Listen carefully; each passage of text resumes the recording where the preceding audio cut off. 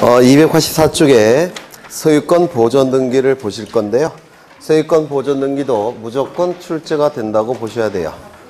소유권 보존 등기는 이런 거죠. 갑이 이 부동산을 소유합니다.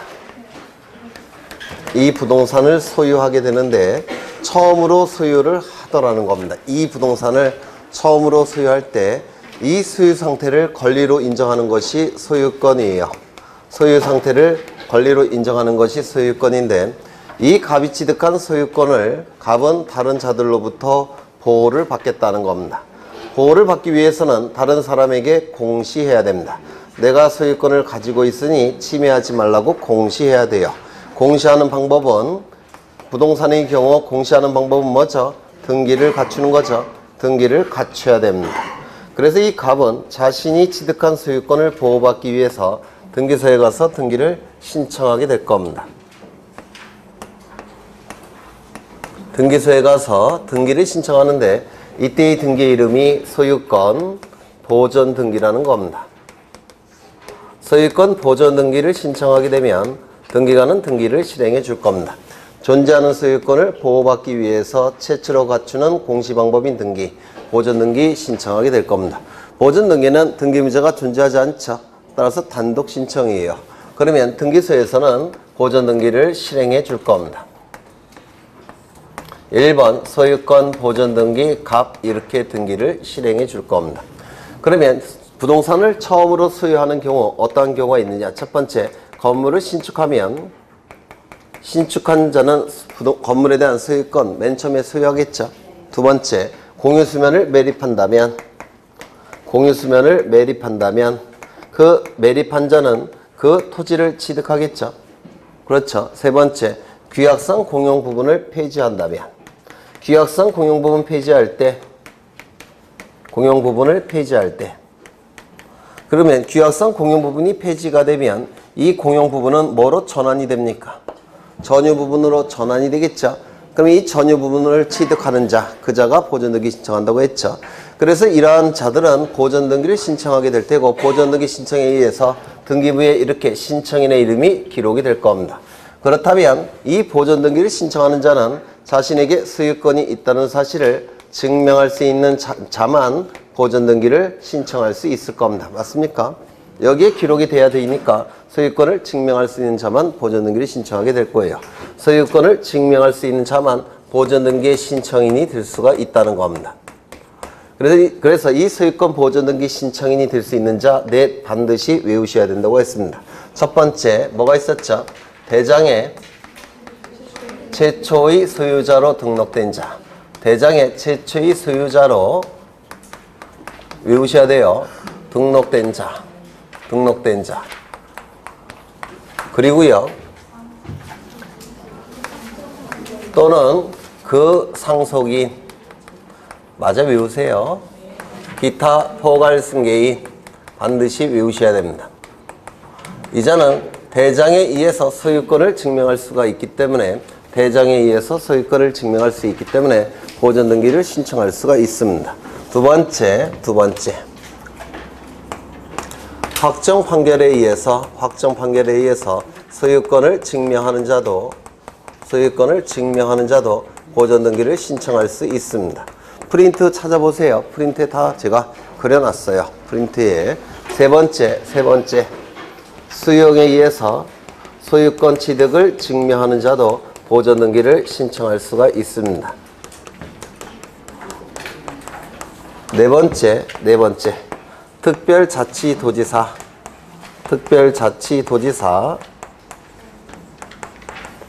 시장, 군수, 자치구청장의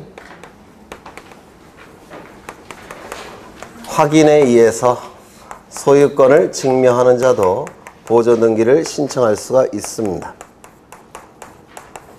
그래서 이 넷이 보존등기를 신청할 수 있다라고 말씀을 드렸어요. 그렇죠. 이때 이 첫 번째부터 요 세 번째까지는 건물에 대한 보존등기 신청도 가능하고 토지에 대한 보존등기 신청도 가능하다고 했죠. 다만 요 네 번째의 경우에는 건물에 대한 보존등기 신청은 가능하지만 토지에 대한 보존등기 신청은 허용되지 않는다라고 했습니다. 이거 기억나십니까? 기억나시죠? 그러면 이 네 번째는 왜 토지에 대한 보존등기 신청은 허용되지 않는다고 했을까요? 네? 기억 안 나실까요? 부동산은 두 가지가 있죠. 부동산은 두 가지가 있을 겁니다. 건물과 토지가 존재하죠. 건물과 토지가 존재합니다. 그런데 이 토지의 경우에는 공간정보법에 의해서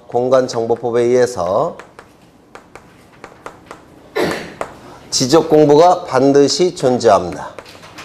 지적공부가 반드시 존재해요. 그러면 지적공부는 뭐가 있었죠?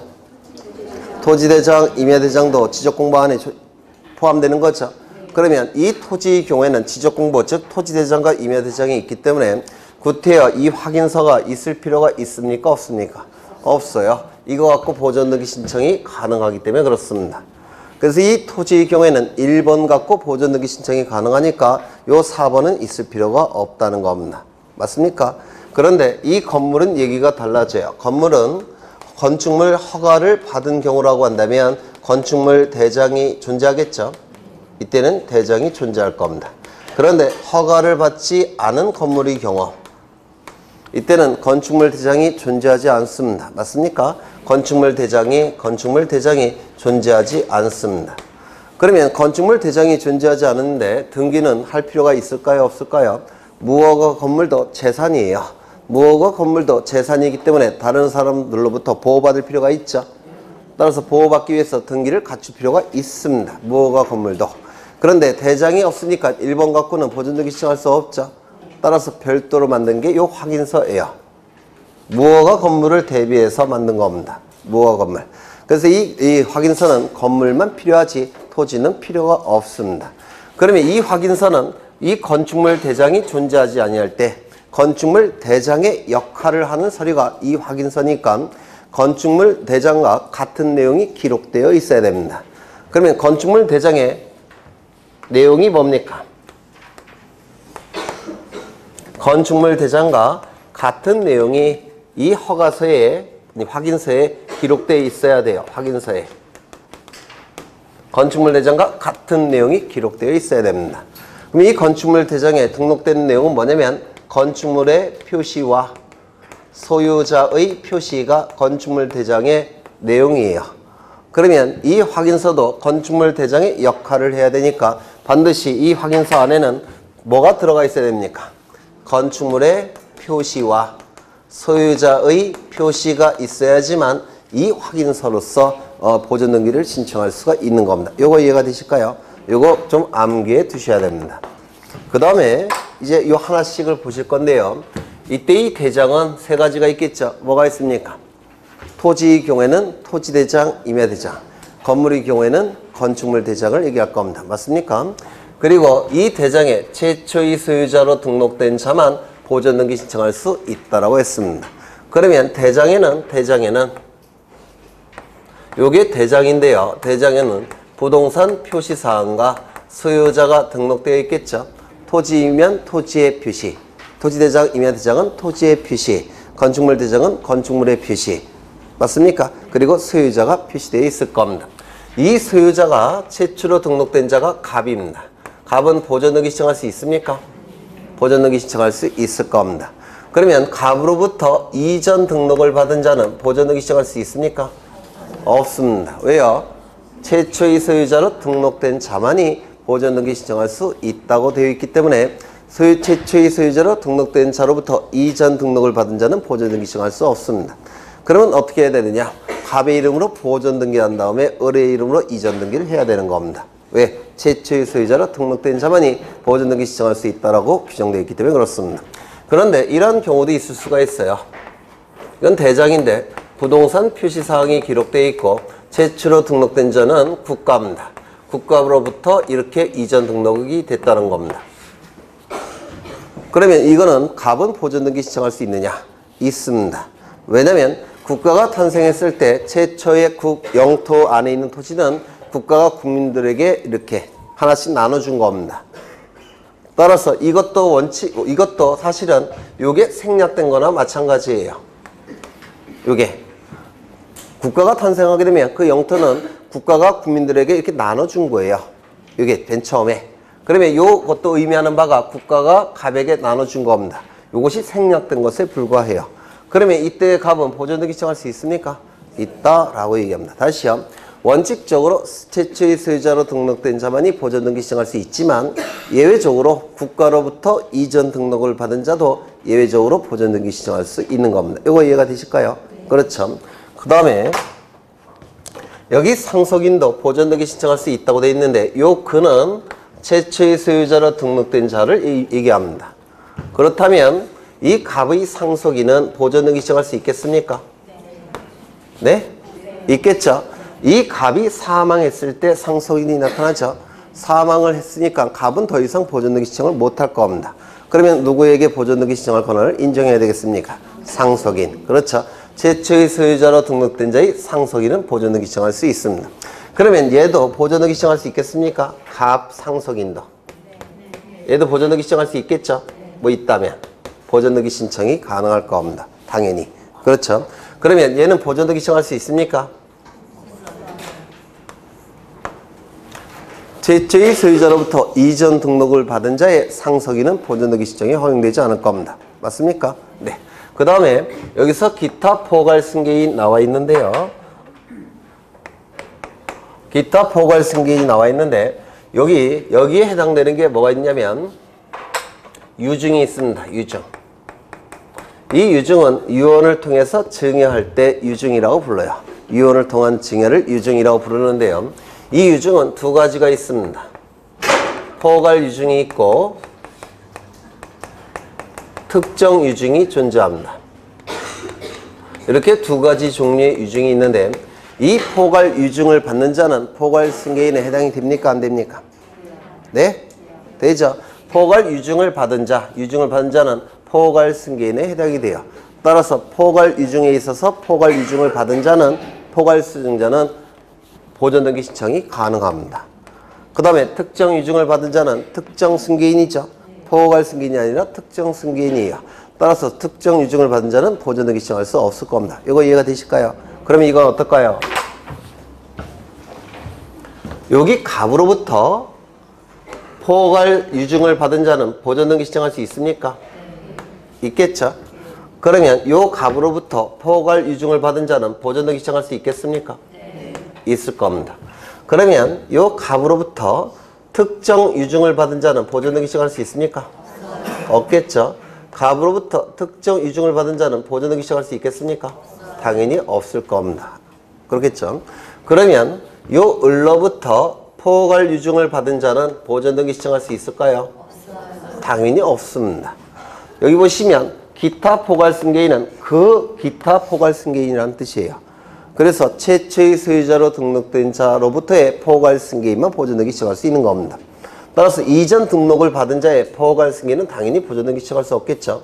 그럼 이전 등록을 받은 자의 특정 승계인은 보존등기 신청할 수 있겠습니까? 당연히 없을 겁니다. 뭐 이런 내용들이 출제가 돼요. 뭐 어려운 건 없죠. 그렇죠. 그 다음에 여기 확정 판결에 의해서 소유권을 증명하는 자. 이것 좀 보겠습니다. 여기 갑은 자신의 노력과 비용으로 건물을 신축합니다. 신축했다면 갑은 민법에 의해서 소유권을 취득하겠죠. 소유권을 취득할 겁니다. 따라서 이 갑은 등기소에 가서 보존등기를 신청하게 될 겁니다. 맞습니까? 그런데 여기 을이 친구인데요. 서류를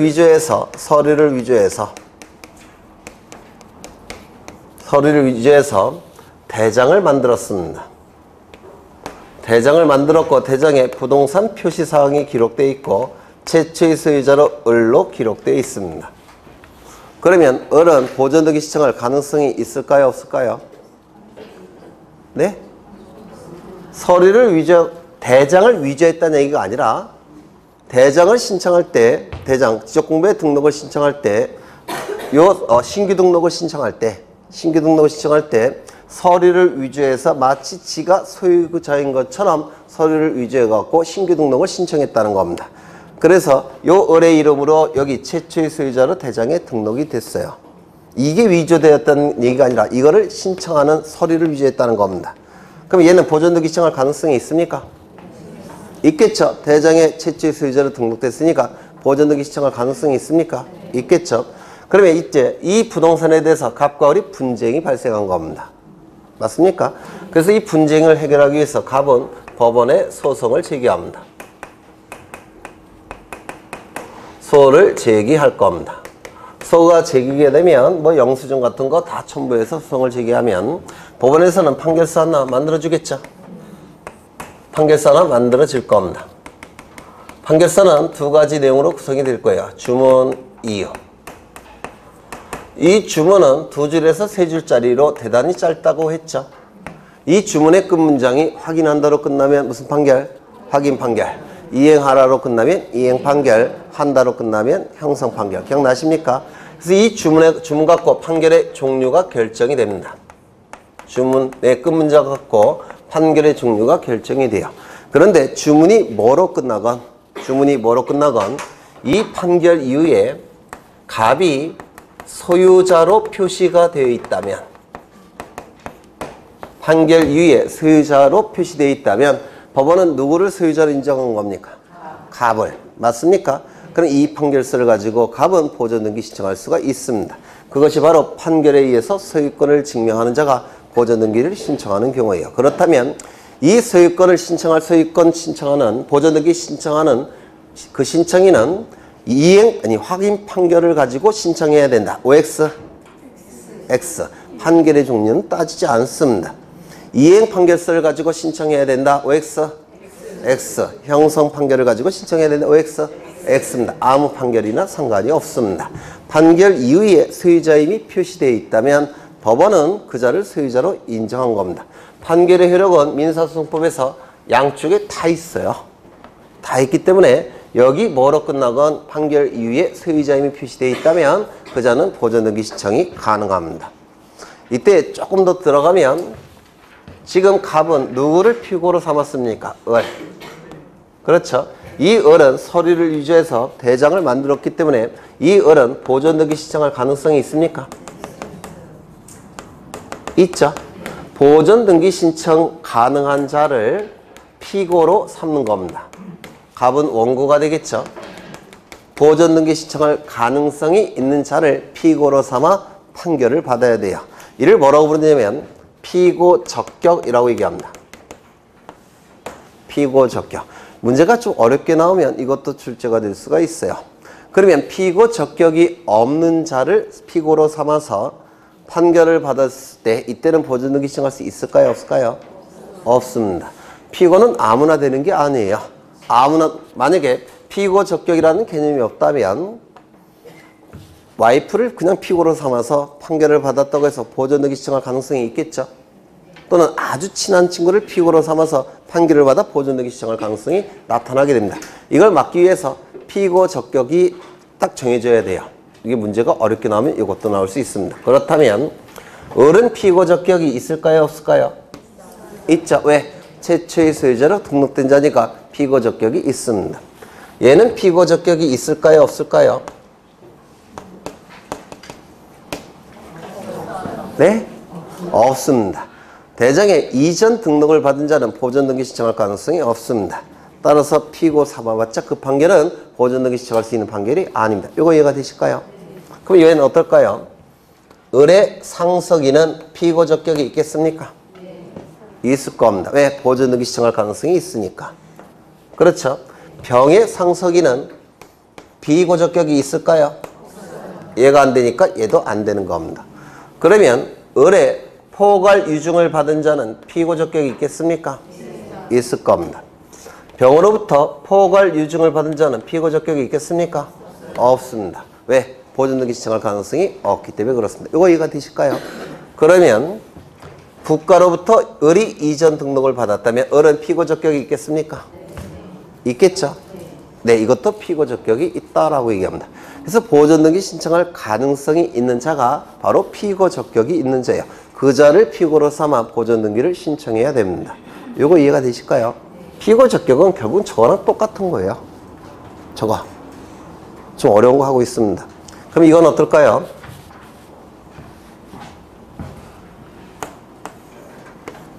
이것은 건축허가서입니다. 건축허가서. 건축허가서에는 건축물의 표시가 나와 있을 테고 건축주가 나올 겁니다. 즉 건축주를 건축허가명의인이라고 불러요. 건축허가명의인, 건축주 이렇게 부릅니다. 그러면 이 건축주는 건물에 대한 보존 등기를 신청할 수 있는 확인서가 될 수 있을까요? 건축허가서는? 네? 확인서 여기 해당될 수 있을까요? 이거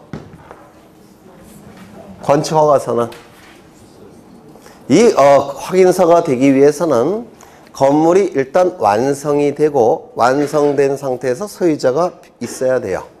근데 이 건축허가서는 건물이 완성된 후입니까? 완성되기 전입니까? 건물을 올리기 전에 먼저 미리 허가를 받는 거죠. 건물이 완성된 이후에 작성되는 게 아니죠. 따라서 이건 확인서가 될 수가 없습니다. 또한 이 건축주, 건축허가 명의는 소유자입니까? 아니에요. 우리나라에서는 남의 이름을 빌려다가 허가서 작성하는 경우가 대단히 많습니다. 그래서 이 건축주나 건축허가 명의서는 소유자가 아닙니다. 아닐 가능성이 대단히 높기 때문에 그렇습니다. 그럼 이 건축허가서의 건축주를 피고로 삼아 판결을 받아서 보존등기 신청할 수 있을까요? 없을까요? 없습니다. 왜? 보존등기 신청이 가능한 자가 아니기 때문에 그렇습니다. 이거 이해가 되실까요? 될 리가 없는데 이렇게 어려운 걸. 네. 네. 그 다음에 수형은 나중에 보실 거고요. 이 정도 보시면 대부분 보는 겁니다.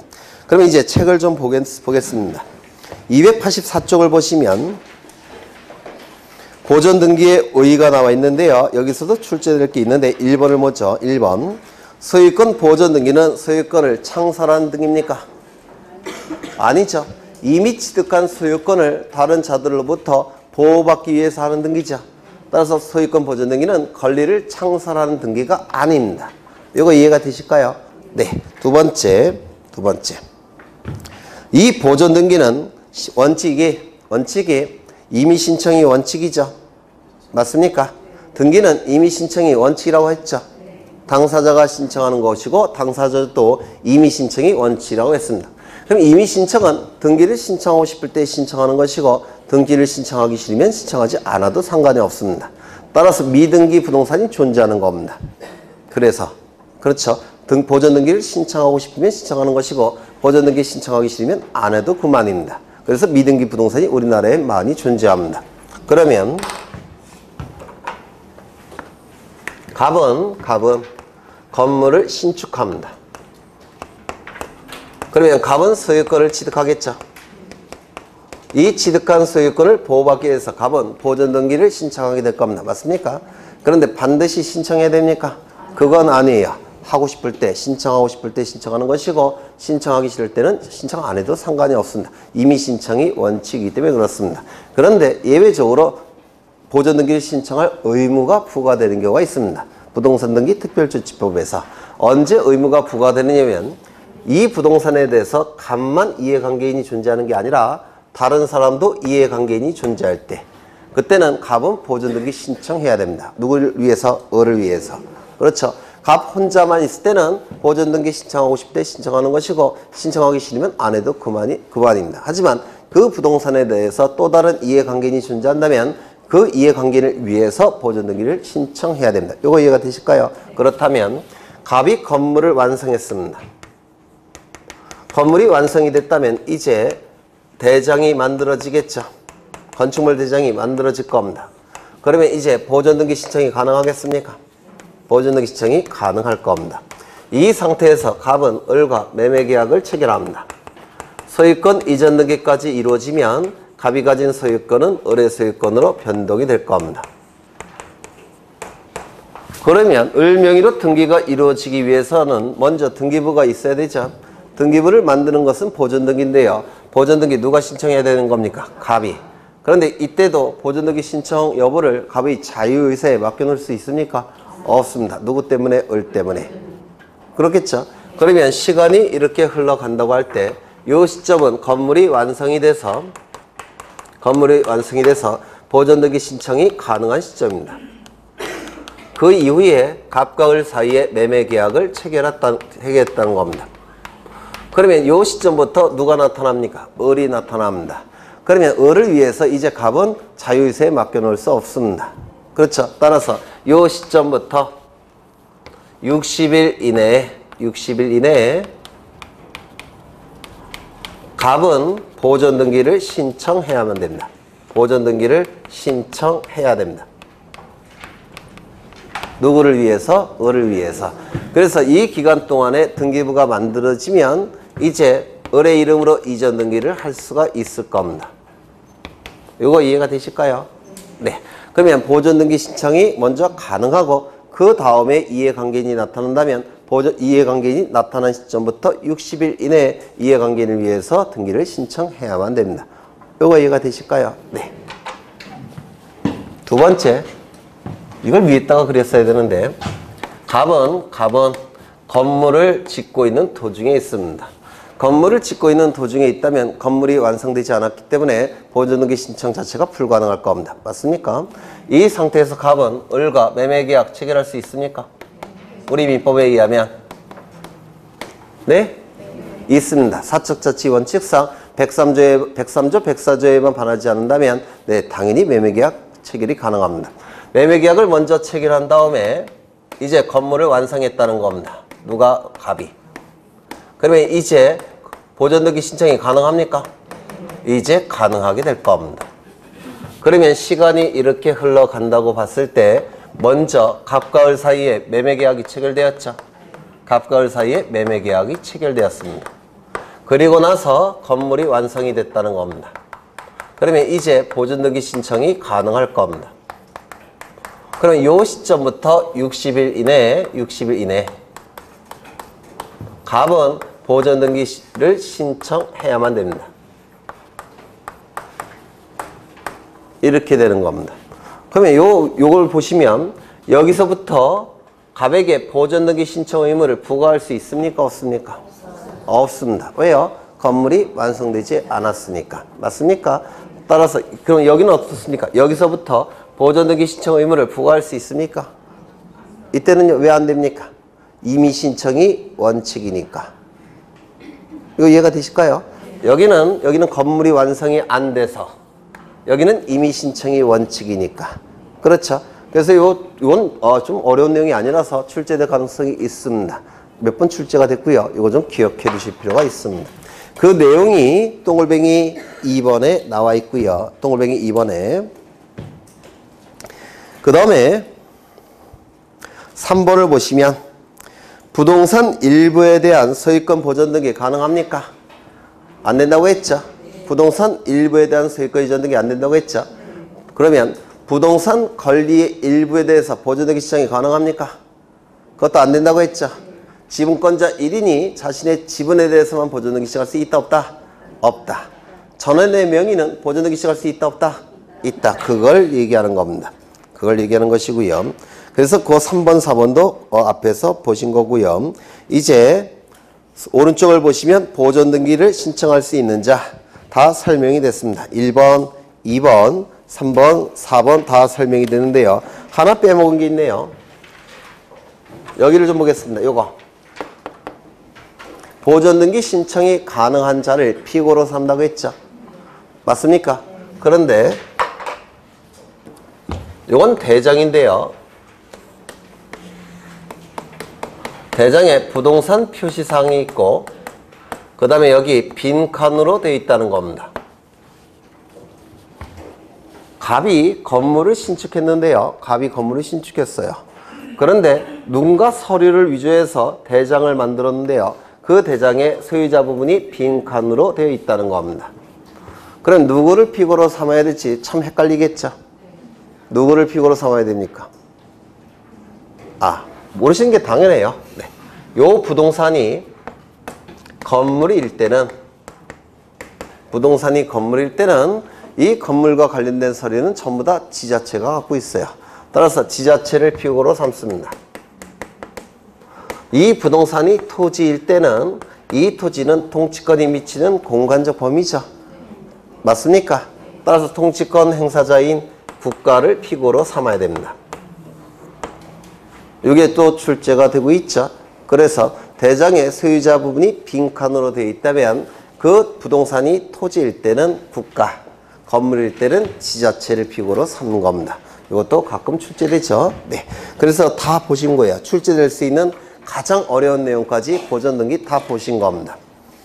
쭉 읽어보시면 돼요. 이제 어디를 보시냐면 287쪽을 보시면 4번에 소유권 보존등기 실행 있습니까? 있죠. 거기 동글뱅이 2번을 반드시 기억하셔야 합니다. 소유권 보존등기를 할 때는 등기원인과 그 날짜를 기록하지 아니한다. 어디에? 등기부에. 등기원인을 기록하지 않는 이유는요. 이 건물이나 토지가 존재한다면 소유권을 취득하는 자가 있다고 그랬죠. 가장 대표적인 경우 저기 세 가지를 제가 언급을 했는데 저기 맨 앞에 건물의 신축, 공유수면 매리 또는 규약성 공용부분 폐지. 근데 저것만 있는 게 아니에요. 저것만 있는 게 아닙니다. 따라서 소유권 취득 원인은 너무나도 다양해서 너무나도 종류가 다양해서 특정 짓기가 어려울 때가 있습니다. 그래서 등기 원인을 기록하지 않습니다. 꼭 기억하셔야 돼요. 소유권 보존 등기는 등기 원인을 등기부에 기록하지 않습니다. 너무나도 다양하니까. 이거 이해가 되실까요? 또한 날짜도 너무나도 불투명합니다. 불분명해요. 따라서 등기 원인 날짜도 기록하지 않습니다. 이거 꼭 기억하셔야 됩니다. 소유권 보존 등기는 등기 원인이 너무 다양해서 기록하지 않고 등기 원인 날짜도 너무나도 불분명해서 기록하지 않습니다. 이거 꼭 기억하셔야 돼요. 그렇다면 신청 정보에 소유권 보존 등기 신청 정보에 등기 원인과 그 날짜가 기록될까요? 안 될까요? 안 될 겁니다. 이거 이해가 되실까요? 그러면 거기 위에 3번을 보시면 첨부 정보가 나와 있죠. 거기 1번을 꼭 기억하셔야 되는데요. 소유권 보존 등기를 신청하는 경우 등기 신청 조항 제65조 제1항부터 1호부터 4호까지를 신청 정보의 내용으로 등기소에 제공해야 된다 이렇게 돼 있죠. 이 1호는 뭐냐면 이걸 1호라고 불러요. 이거 1호예요. 65조 제1호. 이것에 의해 보존 등기를 신청하는 것인지 65조 제2호. 이것에 의해 보존 등기 신청하는 것인지 65조 제3호. 이것을 가지고 보존 등기 신청하는 것인지 65조 제4호. 이것에 근거해서 보존 등기 신청하는 것인지 그 근거 조항을 기록해야 됩니다. 이거 기억하셔야 되고요. 더 중요한 게 오른쪽이에요. 등기원인과 날짜는 신청 정보의 내용으로 등기소에 제공할 필요가 있다 없다? 없다. 왜요? 등기부에 기록하지 않으니까. 그렇죠. 그래서 이거 좀 기억해 두셔야 되고요. 그 다음에 직권에 의한 보존 등기 보겠습니다. 직권에 의한 보존 등기. 이거 본 것 같기도 하고.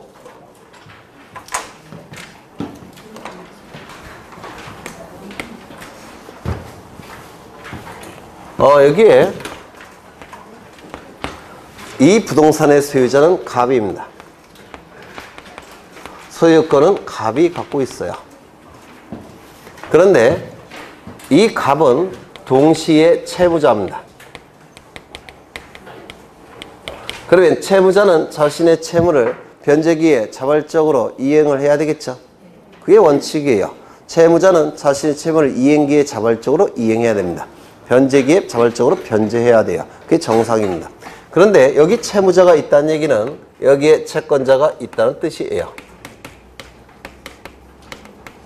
그러면 이 채권자는 채무자가 이행기에 자발적으로 이행을 통해서 자신의 채권을 만족받게 될 겁니다. 맞습니까? 그런데 이행하지 않게 되면, 자발적으로 이행하지 않으면 강제로 이행해야 되겠죠? 맞습니까? 자발적으로 이행하지 않는다면 강제로라도 이행해야 될 겁니다. 그 강제로 이행하게 하는 것이 강제 집행하는 겁니다. 그래서 강제 집행을 통해서 자신의 채권을 만족받고자 할 겁니다. 채무자 소유 부동산에 대해서 강제 집행을 통해서 자신의 채권을 만족받고자 할 겁니다. 그런데 이 강제 집행을 하기 위해서는 권리의 원천, 집행권원이라는 게 필요합니다. 강제 집행할 수 있는 권리의 원천, 집행권원이라고 하는 게 필요해요. 옛날에는 채무명의라고 불렀는데요. 지금은 용어가 바뀌었어요. 집행권원으로. 이 집행권원에 해당되는 게 판결서입니다. 그래서 판결서가 있어야지만 강제 집행을 할 수가 있습니다. 그러면 판결서를 먼저 만들어야 되겠죠. 강제 집행하기 위해서는. 그래서 법원에 소송을 제기합니다. 판결서를 만들기 위해서.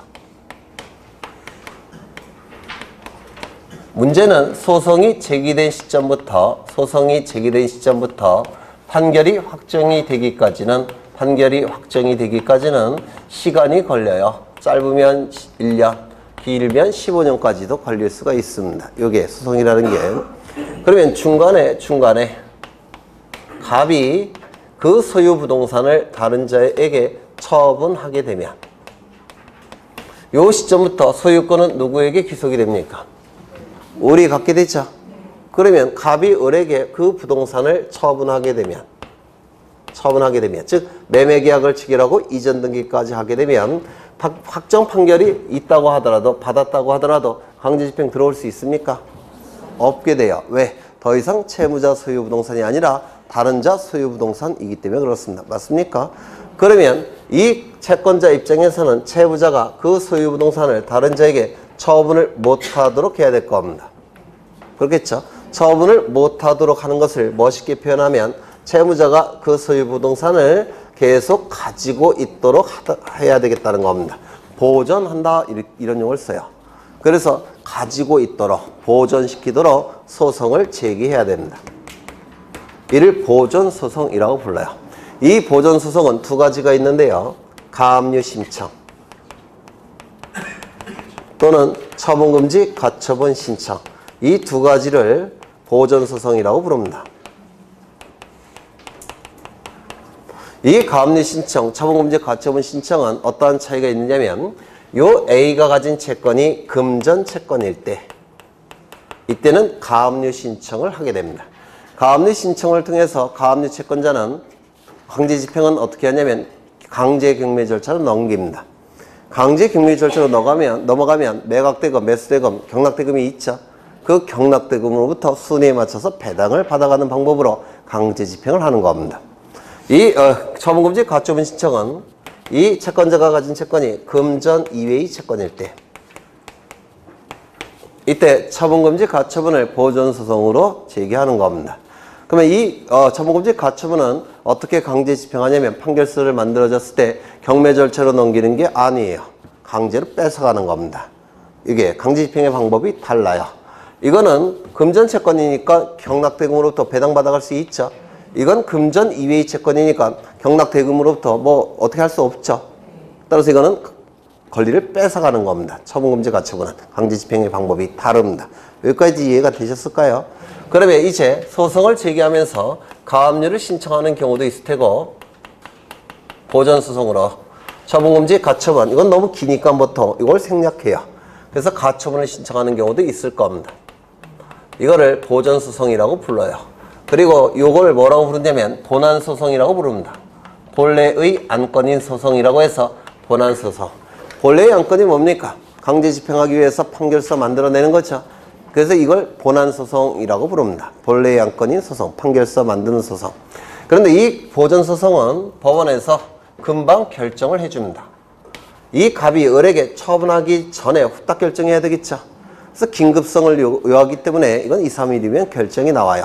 그래서 법원에서는 금방 결정해 줍니다.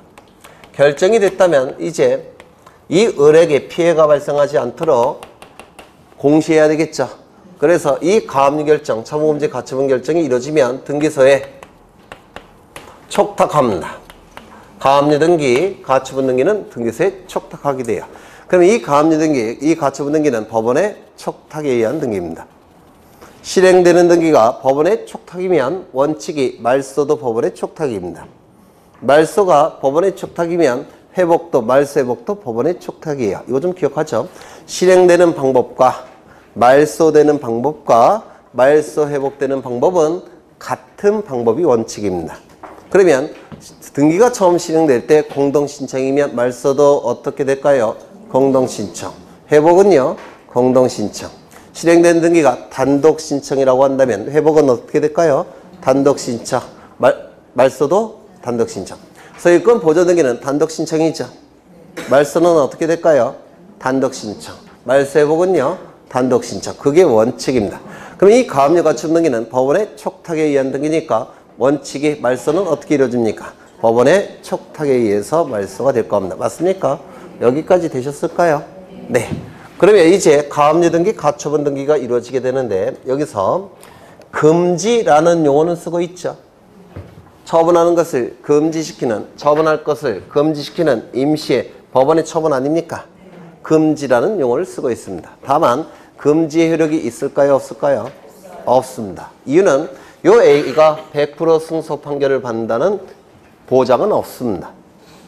그런데도 불구하고 이걸 금지시켜버리면 A에게 너무 큰 손실이 발생합니다.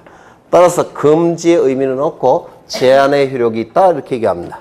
그래서 이 가압류 가처분 등기는 처분 제한의 등기 이렇게 얘기를 하는 겁니다. 처분 금지의 등기가 아니라 처분 제한의 등기라고 얘기를 해요. 그래서 경매개시 결정 등기, 압류 등기, 가압류, 가처분 등기는 전부 다 금지 효력은 없습니다. 왜? 채권자가 100% 승소 판결을 받는다는 보장은 없기 때문에 그렇습니다. 채권이 있어도 패소 판결을 받을 수가 있어요. 소송은. 증거 자료를 제때 제출을 못하면 패소 판결을 받습니다. 이걸 공격 방어 방법 이렇게 얘기하는데요. 증거 자료가 제때 제출되지 않으면 채권이 있다는 것이 입증이 돼도 패소 판결을 받게 됩니다. 그래서 채권자가 100% 승소 판결을 받는 보장은 없어요. 금지 효력을 인정할 수 있겠습니까? 없습니다. 제한의 효력만 있다 이렇게 얘기를 합니다. 여기까지 되셨나요? 네, 오늘 문제풀이 할 때 이거 다 다시 상세하게 설명할 텐데요. 오늘 기출문제 풀어보신 분은 아시겠지만 엄청 어렵죠? 네, 어차피 원장님도 안 계시니까 몰래 들어오세요. 네. 굉장히 어려운 등기를 할 겁니다. 가등기 다 할 거예요. 가처분 등기도 다 할 거고. 그리고 도망가시면 안 돼요. 네, 오늘 할 게 워낙 어려워서 들어두시는 게 좋을 겁니다. 그런데 문제는 이 부동산이 미등기이더라는 겁니다. 그러면 법원의 촉탁에 의해서 가압류나 처분금지 가처분 등기가 실행이 되어야 되는데 미등기 부동산이라고 한다면 등기부가 없습니다. 그렇죠? 등기부가 없어서 이 가압류 가처분 등기를 할 수가 없어요. 그러면 이 등기관은 어떻게 해야 될까요? 네? 첫 번째, 직권으로 먼저 보존 등기를 해야 됩니다. 그래서 등기부를 만들어야 돼요. 갑의 이름으로 직권으로 보존 등기를 해야 됩니다. 그래서 등기부를 만들어야 됩니다. 등기부가 만들어졌으면 이제 법원의 촉탁에 의해서 가압류 등기나 처분금지 가처분 등기가 실행이 될 겁니다.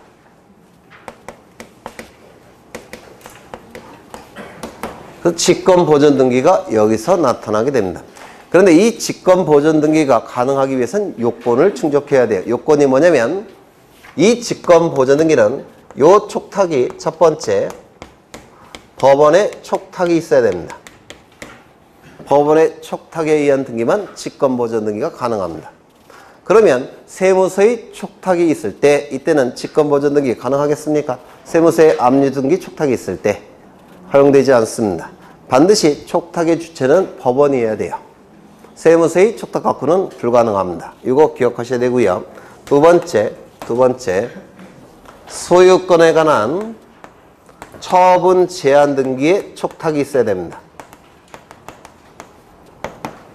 즉 전세권에 대한 가압류 가처분 등기, 임차권에 대한 가압류 가처분 등기, 지상권에 대한 가압류 가처분 등기에 촉탁이 있을 때는 이때는 직권 보존 등기 됩니까? 안 됩니까? 안 됩니다. 반드시 소유권에 대한 가압류 가처분 등기에 촉탁이 있을 때만 직권 보존 등기가 가능합니다. 이 두 가지도 문제가 어렵게 출제가 된다면 이거 출제가 될 수 있습니다. 이 직권 보존 등기가 가능하기 위해서는 첫 번째 법원의 촉탁이 있을 것, 두 번째 소유권에 대한 처분 제한 등기의 촉탁일 것, 이 두 가지 요건이 충족이 될 때만 직권 보존 등기가 가능합니다. 이거 되셨을까요? 하나 더. 여기서 요거를 철회하는 경우가 있겠죠. 이것이 철회되는 경우가 있습니다. 그럼 이것이 철회가 됐다고 한다면 이 등기도 어떻게 돼야 될까요? 촉탁에 의해서 말소가 돼야 되겠죠. 실행되는 등기가 촉탁이면 말소도 어떻게 된다고 했죠? 촉탁. 그래서 이 등기도 말소가 돼야 되겠죠. 그러면 이것 때문에 직권 보존 등기했는데 이것이 말소가 되면 이것도 말소해야 되겠습니까? 네? 직권 보존 등기했으니까 등기관은 이것을 말소할 때 이것도 직권으로 말소해야 되겠습니까? 해서는 안 됩니다. 왜요? 왜? 왜에 대한 대답이 나와야지만 이해가 되는 거예요. 왜에 대한 대답이 안 나오면 그건 이해가 된 게 아닙니다. 암기한 거지. 본 시험장에서 무력합니다. 문구를 바꿔버리면. 네. 왜요? 부동산이 존재할 때 등기부가 있는 게 정상입니까? 없는 게 정상입니까? 있는 게 정상입니다. 없는 게 정상이 아니에요. 없는 건 비정상인 겁니다. 있는 게 정상이에요. 따라서 이 등기가 말소가 된다고 하더라도 직권보존 등기는 말소되지 않습니다. 존치시켜야 됩니다. 여기까지 되셨습니까? 네. 그 정도 보시면 될 것 같고요. 그 다음에 직권보존 등기 하나 더 있죠. 이거 두 번째 하는 것 같아요. 분명히 했어요.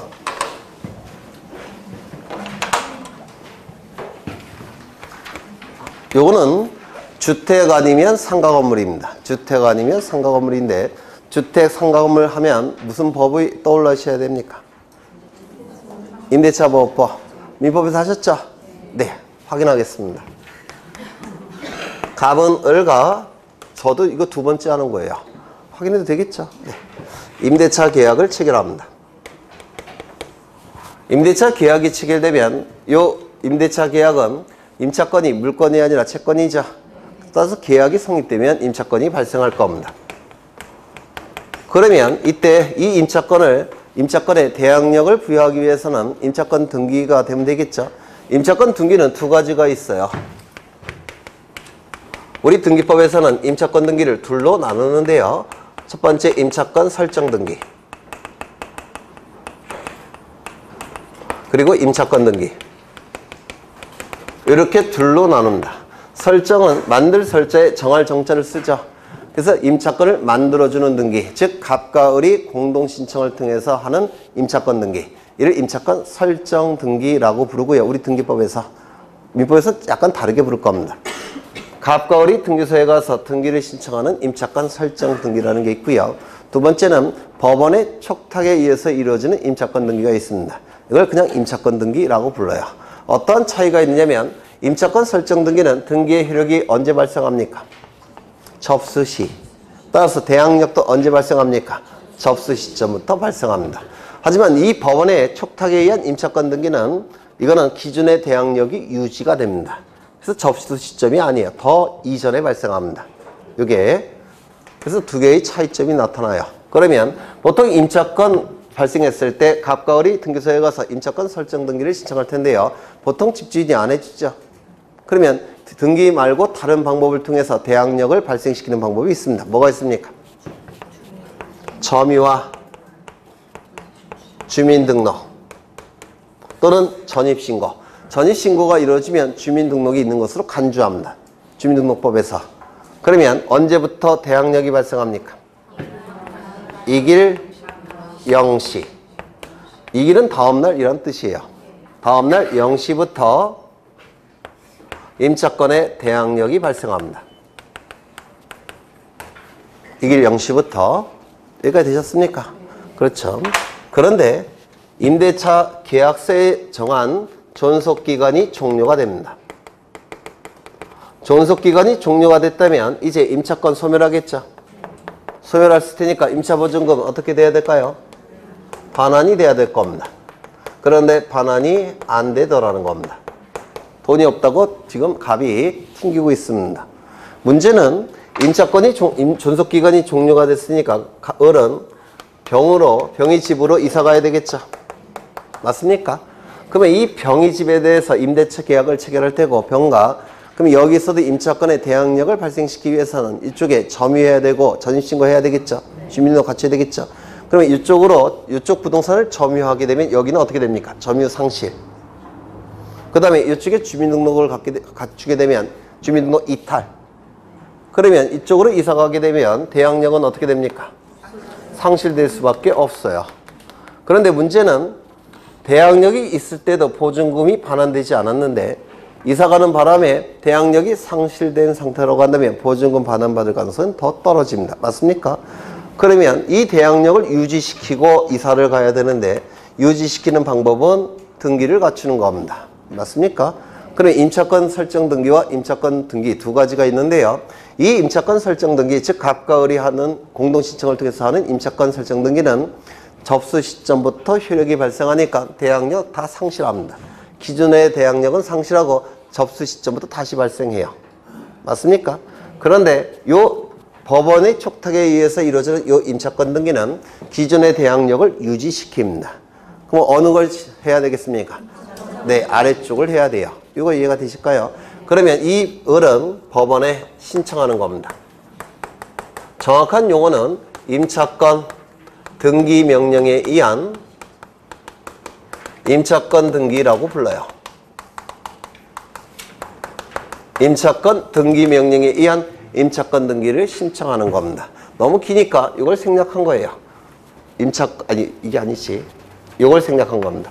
임차권 등기 명령에 의한 임차권 등기를 신청하는 겁니다. 그러면 법원에서는 결정을 해줄 겁니다. 결정이 됐다면 이 법원에서, 왜 신청이야, 법원. 네. 그러면 이제 등기소에 임차권 등기 명령에 의한 임차권 등기를 촉탁합니다. 요거 반드시 외우셔야 돼요. 왜냐면 정식 용어는 임차권 등기 명령에 의한 임차권 등기라고 했죠. 여기 등기 명령이라는 용어를 쓰고 있기 때문에 명령에 의한 등기인 것처럼 보입니다. 그래서 출제를 합니다. 명령에 의한 등기가 아니라 뭐라고요? 촉탁에 의한 등기입니다. 그러면 문제가 뭐냐면 이게 미등기이더라는 겁니다. 미등기라고 한다면 등기부가 있습니까? 없습니까? 없어요. 등기부가 없으니까 법원의 촉탁에 의한 임차권 등기를 할 수가 없습니다. 그러면 이 등기소에 있는 등기관은 어떻게 해야 될까요? 먼저 직권으로 보전 등기를 해서 등기부를 만든 다음에 그리고 나서 법원의 촉탁에 의한 임차권 등기를 실행해야 될 겁니다. 여기도 직권보전 등기가 나타납니다. 그래서 직권보전 등기 두 가지를 기억하셔야 돼요. 요것과 요거 두 가지가 존재합니다. 요 직권보전 등기 이제 등기가 실행이 됐습니다. 을의 이름으로 임차권 등기가 실행이 됐습니다. 그러면 이 임차권 등기 명령을 신청하기 위한 요건이 있을 텐데 요건 암기하셔야 됩니다. 뭡니까? 임차권 등기 명령을 신청하기 위한 요건 뭐예요? 이거예요. 괜히 안 써놨겠죠. 이게 요건이에요. 존속기간이 종료됐음에도 불구하고 보증금이 반환되지 않았을 때 임차권 등기 명령을 신청할 수가 있습니다. 이거 민법에서 하셨죠? 네, 민법에서 하신 거예요. 그 다음에 이 임차권 등기를 가지고 있는 걸 이용해서 A에게 임차권을 양도할 수 있느냐, 즉 이전 등기할 수 있느냐, 임차권 이전 등기 또는 전대차 계약을 체결하고 전대차 등기를 할 수가 있느냐, 있습니까? 없습니까? 민법에서 하셨다면서요? 있어요? 힌트. 민법 공부 열심히 하셔야 돼요. 존속기간이 종료됐습니다. 을은 임차권이 있습니까? 없습니까? 없어요. 그럼 이 임차권 등기의 의미는 뭐냐면 이 임차 보증금을 담보하는 기능만 수행하는 겁니다. 요게 용익적 권리로서의 임차권은 소멸했고요. 담보적 기능만 수행하게 됩니다. 요거 이해가 되실까요? 그러면 이 임차권 양도할 수 있습니까? 불가능합니다. 전대차 계약 체결할 수 있습니까? 불가능합니다. 따라서 임차권 등기 명령에 의한 임차권 등기가 이루어졌을 때는 임차권 이전 등기, 전대차 등기는 29조 제2호 사건이 등기할 것이 아닌 경우에 해당돼서 각하가 나올 겁니다. 요거 이해가 되실까요? 네. 하나 더 있죠. 민법에서 출제되는 거. 이 상태에서 B에게 임대차 계약을 체결했고요. 요 B는 소액 임차인입니다. 소액 임차인은 최우선 변제권 있습니까? 네? 있죠. 민법에서 하셨죠? 이때 소액 임차인 B는 최우선 변제권 인정될 수 있을까요? 없을까요? 만약에 이걸 인정해버리면 이 담보의 기능은 이거는 어떻게 됩니까? 상실돼 버립니다. 맞습니까? 따라서 임차권 등기 명령에 의한 임차권 등기가 실행이 됐을 때는 최우선 변제권 인정되지 않습니다. 얘를 우선시켜야 되기 때문에 그렇습니다. 이거 이해가 되실까요? 네, 이게 다 출제가 되는 것들이죠. 민법과 등기법에서. 그러면 책을 보겠습니다. 이거 두 번째 하는 것 같은데 287쪽에 직권에 의한 보존 등기에서 첫째 줄 집행법원으로부터 처분 제한의 등기라 묻고 있습니까? 그때만 직권보존 등기한다고 했죠. 즉 법원의 촉탁일 것. 그 다음에 소유권에 대한 처분 제한 등기의 촉탁일 것. 요 두 가지를 반드시 외우셔야 돼요. 여기 나와 있죠. 집행법원 소유권의 처분 제한. 안 나와 있어요? 나와 있죠. 집행법원은 뭐냐면 이 법원은 두 가지 종류가 있는데요. 수소법원이라는 것과 집행법원이라는 게 있습니다. 이렇게 두 가지 종류의 법원이 있어요. 수소법원은 뭐냐면 소송을 받는 법원이라고 해서 판결서를 만들어내는 법원이 수소법원이에요. 집행법원은 강제 집행을 담당하는 법원. 이렇게 두 가지 종류의 법원이 있습니다. 그럼 이 처분 제한 등기 촉탁은 이거는 집행법원이 하는 겁니다. 강제 집행과 관련되어 있기 때문에. 그래서 여기서 뭐 시험과는 관련 없지만 그러니까 이 소제기하는 이 법원과 보전소송을 제기하는 법원은 달라요. 사실은. 요거는 수소법원, 요거는 집행법원 이렇게 달라집니다. 사실은. 네. 넘어가겠습니다. 그 다음에 288쪽을 보시면 288쪽을 보시면 거기 디귿이 나와 있죠. 리을이 나와 있습니까? 리을은 설명을 드렸고요. 리을은 디귿이 출제가 안 될 줄 알았는데 나쁜 놈들이 출제했어요. 네, 작년에. 그래서 이것 좀 보겠습니다.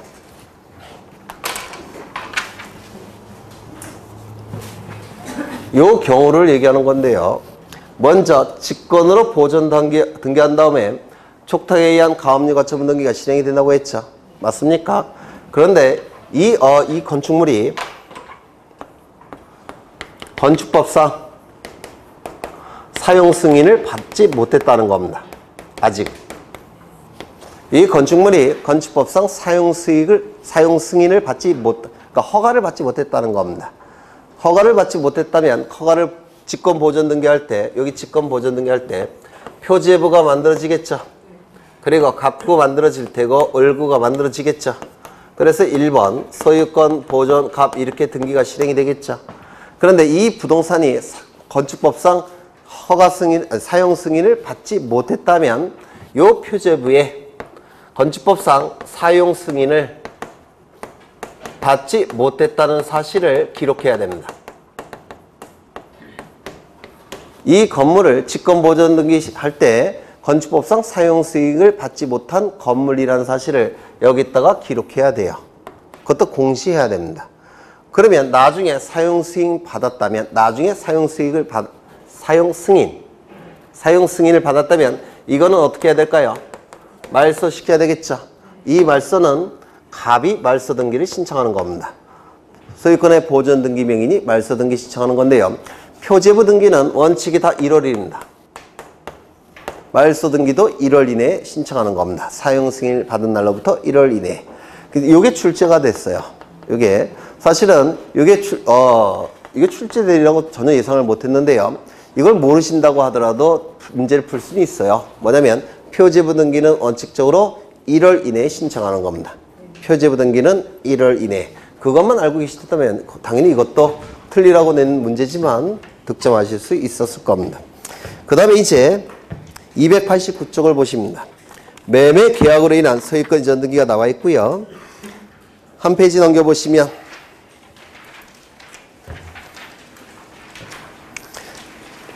A, B 나와 있고요. 니은을 보시죠. 미등기 부동산 소유권 보존 등기 신청 의무 지금 방금 설명을 드렸는데 기억나십니까? 다시요. 보존 등기 신청이 먼저 가능하고 계약이 체결되었다면 어느 시점부터 60일 이내 계약 체결 시점부터 60일 이내 계약을 먼저 체결한 다음에 보존 등기 신청이 가능하다면 언제부터 60일 이내 보존 등기 신청이 가능한 날로부터 60일 이내 기억나십니까? 쉬웠네. 네. 그게 그 니은에 나와 있고요. 그 위에 A도 좀 이따가 설명을 드릴 거고요. 디귿이 문제죠. 디귿이 전매대 부동산. 이건 나중에 설명을 드리겠습니다. 이것까지 설명하면 머리가 뽀개질 거예요. 네. 이건 나중에 설명을 드리고요. 잠시 쉬었다가 A 설명을 드릴 거고요. 그 다음에 네, 잠시 쉬겠습니다.